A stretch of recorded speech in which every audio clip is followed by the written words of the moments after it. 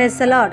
మన ప్రభువైన యేసుక్రీస్తు పరిశుద్ధమైనటువంటి నామములో ఈ ఉదయకాలపు కృపావార్తను వింటున్నటువంటి మీ అందరికీ దేవుని పేరిట వందనాలు చెల్లిస్తూ ఉన్నాను. అందరూ బాగున్నారా?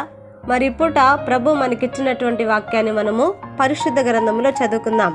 సామెతల గ్రంథము 28వ అధ్యాయము 20వ వాక్యాన్ని మనము చదువుదాం. సామెతల గ్రంథము 28వ అధ్యాయము 20వ వాక్యాన్ని మనము చదువుకుందాం. నమ్మకమైన వానికి దీవెనలు మెండుగా కలుగును, ధనవంతుడగుటకు ఆతురపడువాడు శిక్ష నొందకపోడు. హల్లెలూయా. నా దేవుని బిడ్డలారా, గమనించండి, ఇక్కడ రాయబడినటువంటి ఈ యొక్క వాక్య భాగములో మనము చదివినటువంటి సంగతి ఏమిటంటే, నమ్మకమైనటువంటి వ్యక్తికి దీవెనలు మెండుగా కలుగును అని ఇక్కడ రాయబడి ఉన్నాయి.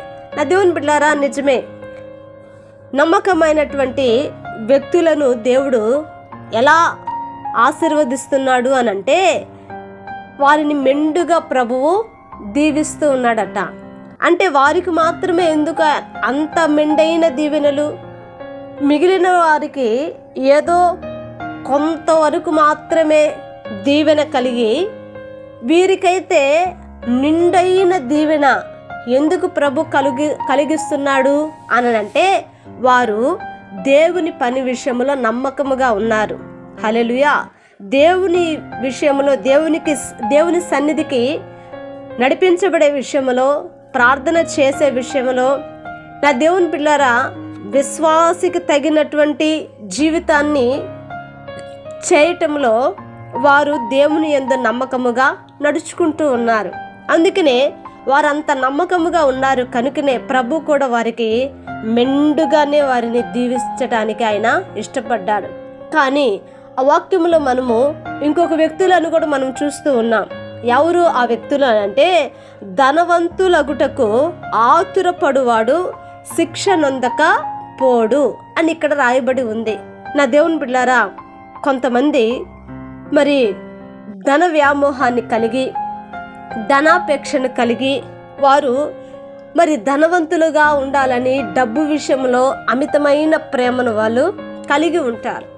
మరి దేవుని విషయంలో కూడా వాళ్ళు మరి దేవుని కంటే, దేవుని పని కంటే, దేవుని సన్నిధి కంటే వారు ఎక్కువగా ధనాన్నే వారు ప్రేమిస్తున్నట్లుగా మనము చూస్తూ ఉన్నాం.